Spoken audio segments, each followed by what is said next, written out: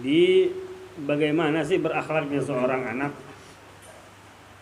Yajibu 'alal waladi, wajib atas seorang anak an yatakhallaqa bil akhlaqil hasanah min sigarihi, bahwasanya dia berakhlak dengan akhlak yang baik dari sejak kecilnya.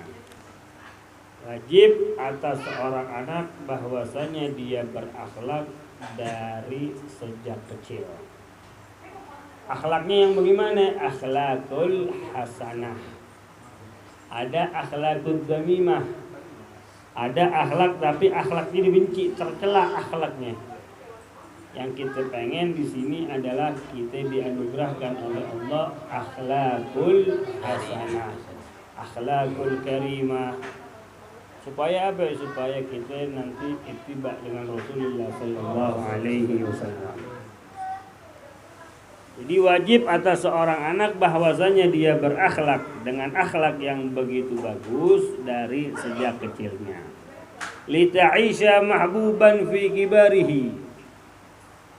Lita'isha, supaya anak tersebut dengan akhlak tersebut mahbuban, dia akan dicintai fi kibarihi, ketika masuk masa besarnya. Ente ngelihat ada anak rapi banget. Seorang anak mungkin duduk di hadapan orang tuanya dengan akhlak, dengan adab. Seorang murid duduk di hadapan gurunya dengan akhlak, dengan adab.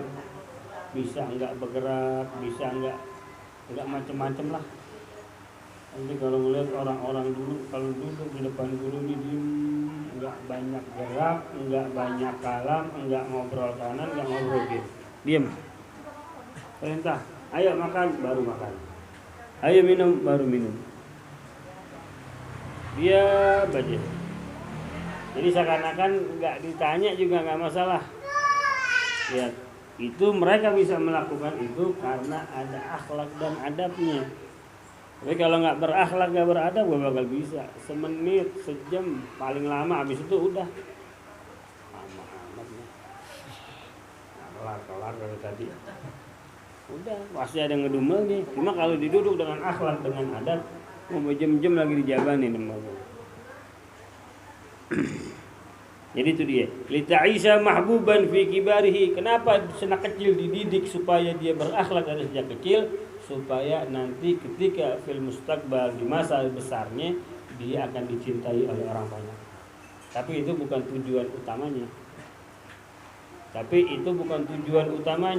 Ente belajar akhlak, jangan ente pengen dipuji ntar gedenya, jangan.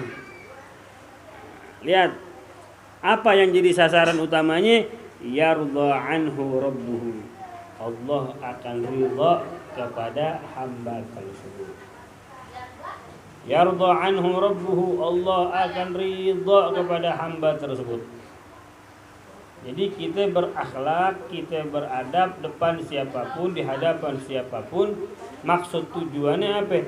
Cari ridhonya Allah subhanahu wa ta'ala. Cari ridhonya Allah. Jadi ente berakhlak sama beradab di mana-mana. Ente nongkrong pakai akhlak, pakai adab. Ente kerja, tunjukin akhlak adab ente. Ente hadir majelis ilmu, tunjukin akhlak adab ente. Jadi dimanapun itu mengedepankan akhlak dan adab. Ini kan lihat kalau dalam pengambilan rapot nilainya bagus tapi akhlaknya D. Kira-kira gimana? Nilai mah cakep dia punya nih 9, 8, 9,5. Akhlaknya D. A bagus kan ya? B A baik ya? Apa sih? B lumayan dah, C cukup, D buruk. Akhlaknya D. Nggak bener. Nggak rapot lo mau kerja di mana kan dilihat tingkah laku, makanya ada surat kelakuan baik. Surat kelakuan baik lo bagaimana ntar dilihat. Rapot dilihat. Gila nih. Gue terima di mari juga. Deg-degan gue nih. Kelakuannya begini sekolahnya, di sekolah gimana dapat kerjaan? Nggak ada, jangan lah, gue nggak terima dah. Jadi kalau nilai bagus doang, akhlaknya nggak ada, jadi berharakan. Nah, jadi Kenapa dia supaya dia berakhlak dari kecil? Lita'isha mahbuban fi kibarihi, supaya dia dicintai di waktu masa besarnya. Tapi itu bukan tujuan ya. Nah, tujuannya adalah yardha anhu rabbuhu, Allah ridha kepadanya. Dicari ridha Allah Subhanahu wa taala di dalam akhlak dan adab. Dia enggak berani macam-macam. Dijaga akhlak, dijaga adabnya. Nah, ntar gara-gara akhlak dan adab jadinya kita ngerem sendiri. Lo berteman, lo nongkrong di mana-mana lihat sikon. Kalau ente udah jaga akhlak, jaga adab, ente nggak bakal nginjak tempat-tempat nggak benar. Ente nggak bakalan berteman kecuali teman-teman ente yang benar. Gara-gara apa? Gara-gara akhlak dan adab. Ente tahu kan nongkrong di sana, nggak ada. Ya, tempatnya nggak bagus. Tempat orang begini, tempat orang begini, tempat orang begini. Jadi secara nggak langsung akhlak dan adab membimbing ente untuk meninggalkan hal-hal keburukan. Terus lagi wa yuhibbu ahluhu, dan juga cinta kepadanya siapa? Keluarganya. Anak yang akhlaknya baik itu terpuji, dicintai. Ente ketemu orang yang akhlaknya baik, itu hati kita rada enakan. Ente misalkan punya saudara, ini terkenal orangnya rapi, akhlak, ente pengen banget ketemu dia kalau bisa tiap hari. Tapi kalau ente ketemu saudara, tau petakilan nggak? Ngomong nggak berwarna, akhlak nggak berwarna. Ente ketemu dia kalau bisa setahun sekali jangan. Jadi akhlak yang baik itu membawa orang itu lebih dicintai ente. Ente punya saudara tuh lihat kalau akhlaknya rapi, bulan kemana ya? Ditanyain mulu. Tapi kalau ente punya saudara akhlaknya nggak benar, ada dia gitu, kalau bisa jangan sampai ketemu. Wah, dia nak kabur dah. Karena ente bakalan apa? Ya ada nggak enak udah ketemu dia mah. Ngomong asal jeplak, kan agak enak-enakin. Jadi seperti itu. Jadi kalau ente berakhlak, yuhibbuhu ahluhu. Orang yang berakhlak, anak kecil yang berakhlak nanti fil mustaqbal bakal lebih dicintai. Dicintain dia sama keluarganya, bapaknya demen, bapaknya sayang sama dia, keluarganya sayang, semuanya sayang sama dia. Terkenal bahasa kitanya dulu kalau di ente di keluarga, ada di keluarga dulu punya kakaknya Umi. Itu anak-anaknya semuanya rapi. Jadi kita kalau pada bandel tuh lo gua kayak anaknya si Fulan lo. Jadi anaknya Fulan dijadiin contoh dalam keluarga. Subuh bangun gelar jadah semua. Maghrib jadah nggak diangkat sampai isya. Itu nginep di sono bujuk, belum mondok nginep di sono bujuk kayak di pondok gitu. Baru tidur ngampat dibangunin. Gila. Pas kita turun jadah udah 3 saf. 2 saf depan, imam laki belakang perempuan. Kalau mati buset, ini pondok nih lama juga. Gitu, anehnya belum mondok gitu. Gila. Jadi kalau kita kenapa lu gak kayak anaknya Fulan, lu pada rapi. Jadi dikasih contoh seperti itu. Paling didemenin mereka orang-orang yang punya akhlak dan yang punya adab. Cuma bukannya orang yang berakhlak dan beradab itu nggak ada gangguannya.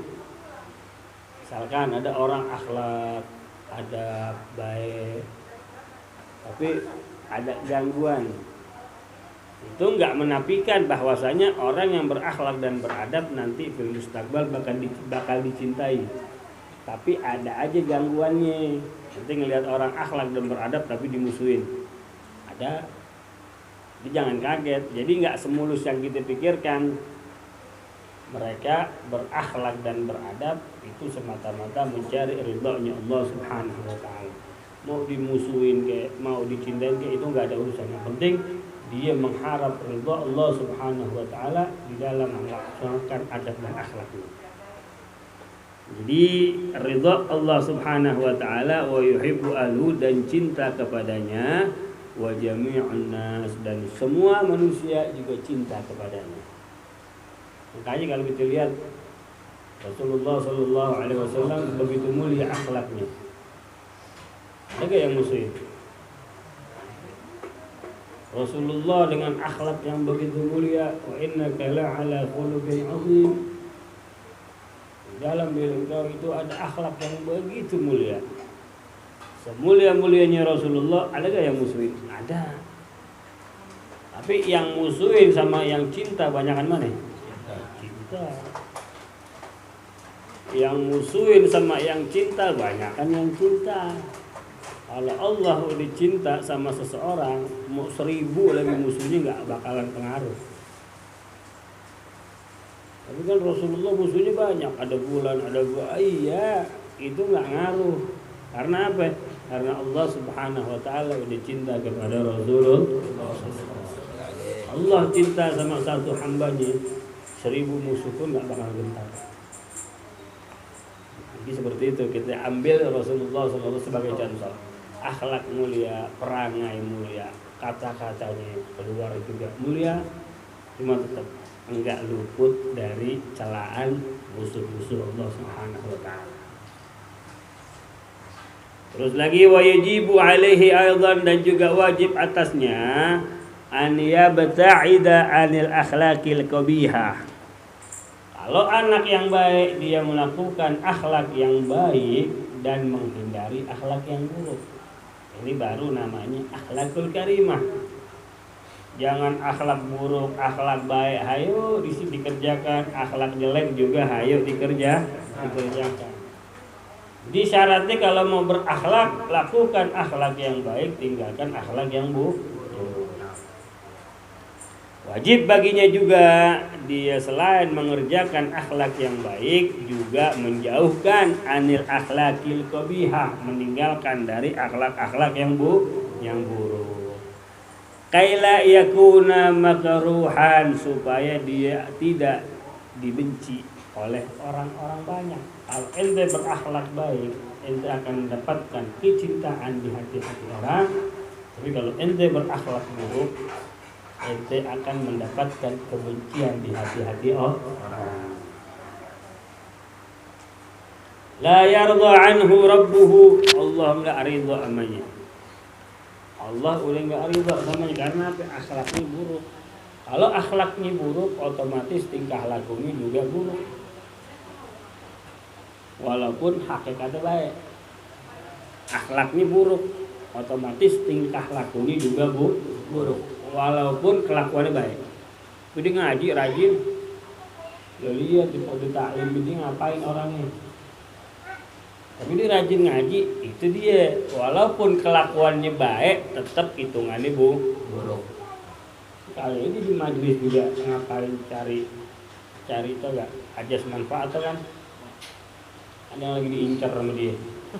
Misalkan rajinnya ngaji, ngajinya rajin, ya cuma lihat, bukan tuntut ilmu yang dicari, ada ajas manfaatnya, mungkin lagi cari faedah, lagi cari asalan, cari apa namanya, cari mangsa bahasa gitunya mah, lagi nyari mangsa nih, tunggu biawak.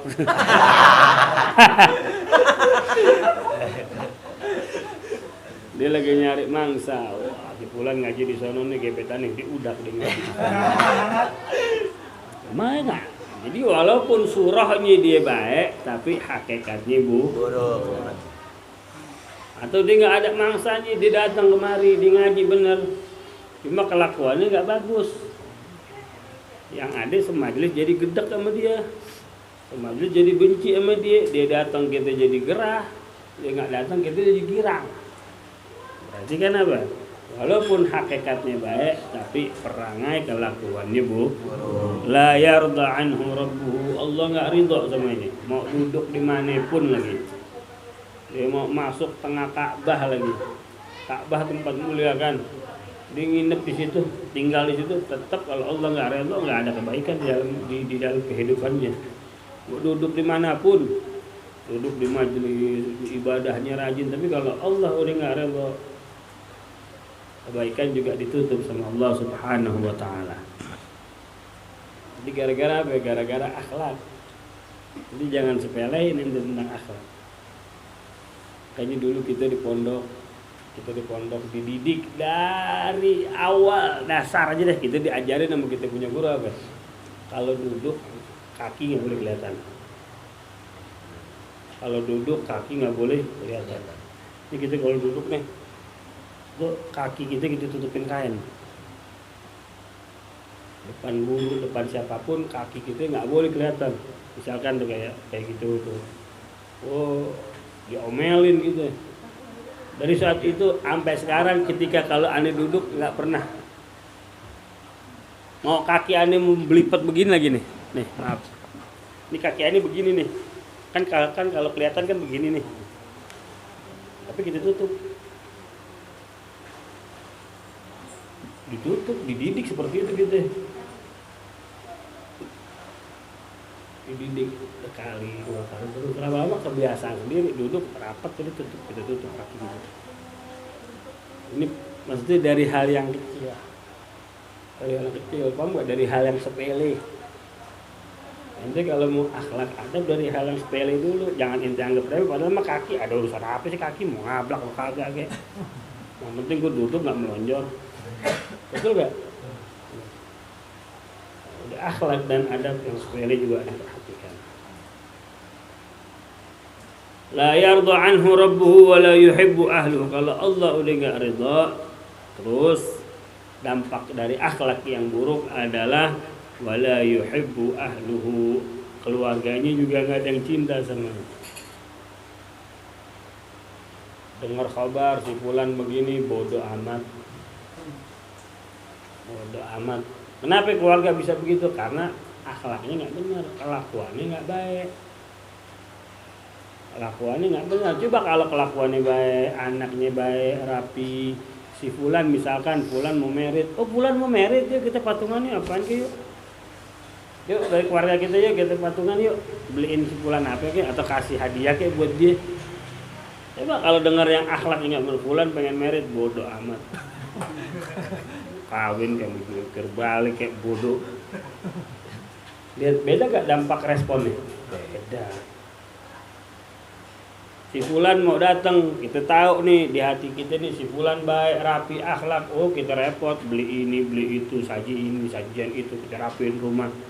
Tapi kalau yang nggak baik datang, si fulan pengen datang, udah dia bilang nggak ada. Gitu kita pada mau jalan. Beda gak responnya?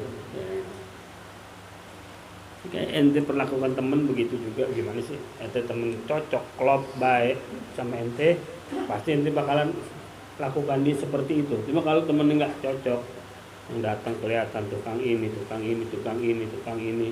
pengen datang ke rumah ente lagi di rumah, dia bilang nggak ada. Anu nggak ada, lagi di luar, padahal luar rumah. Wah, bulan nelpon keluar. Di mana? Anu lagi di luar nih. Anda mau mampir ya, Anda lagi di luar. Padahal mah bener di luar. Di luar depan rumah maksudnya, jadi nggak bohong. Bener nggak? Bulan lagi di mana? Lagi di luar nih, lo depan rumah. Luar mana? Iya pokoknya di luar dah, lo nggak tahu. Jangan luar mana depan rumah. Akhirnya dia nyamperin. Enggak aja gitu. Jangan terlalu praktekin lagi. Wala ahadun minan nas, dan juga tidak akan mendapatkan kecintaan dari manusia satupun. Akhlaknya begitu, ngomongnya, tingkah lakunya, wah udah deh terkenal si fulan begini, keburukan yang dipunya. Otomatis yang nggak kenal dia, iya bakalan nurut, bakalan nggak taruh rasa yang aneh-aneh. Tapi kalau kita udah kenal banget sama dia, dengar fulan, aduh enggak ada. Lu kenal fulan, wah fulannya gila dia mah. Ceritain begini, emang begitu tingkah lakunya. Siapapun yang deket dia juga bakalan risih. Nah ini yang itu dia. Jadi akhlak yang baik itu akhlak yang apa? Yang mendapatkan ridho dari Allah, yang mendapatkan kasih sayang dari orang lain, walaupun nggak semuanya sayang sama dia entarnya. Tapi yang penting ridho Allah udah pasti. Ridho Allah udah pasti. Tapi kalau akhlaknya buruk, benci yang dia dapat, ridho Allah juga nggak dapat, yang malah didapat dari murkanya Allah Subhanahu wa taala. Keluarga siapapun gak ada yang cinta sama dia. Makanya ente baguskan, ente punya akhlak, ente punya adab, terlihat mustaqbal atau minal ayyam ente jadi terbiasa. Yang pertama ente duduk begitu deh, tadi itu duduk begitu. Ente duduk begitu, dari sekarang ente praktekin depan siapapun, ntar ente pasti langsung otomatis duduk aja, seret. Yang ente pantau kaki dulu. Beda loh. Mereka yang tahu akhlak, mereka tahu wah ini anak masya Allah. Mereka yang peduli dengan akhlak dan adab dari cara duduk ente, mereka tahu wah ini anak belajar, ini anak akhlak, ini anak enggak. Ini anak enggak belajar. Tahu. Ini jangan sembarangan duduknya begitu ente dinilai nanti oleh mereka para yang memperhati akhlak.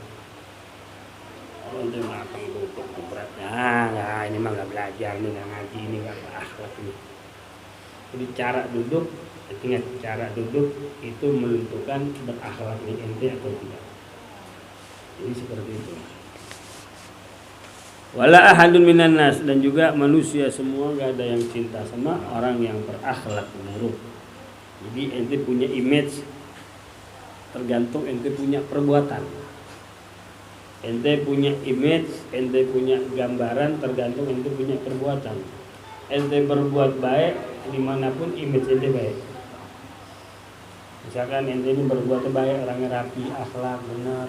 Kemanapun ditanya si fulan, oh fulan mah top, oh fulan mah akhlak, oh fulan mah ngomong rapi, oh fulan mah baik, begini.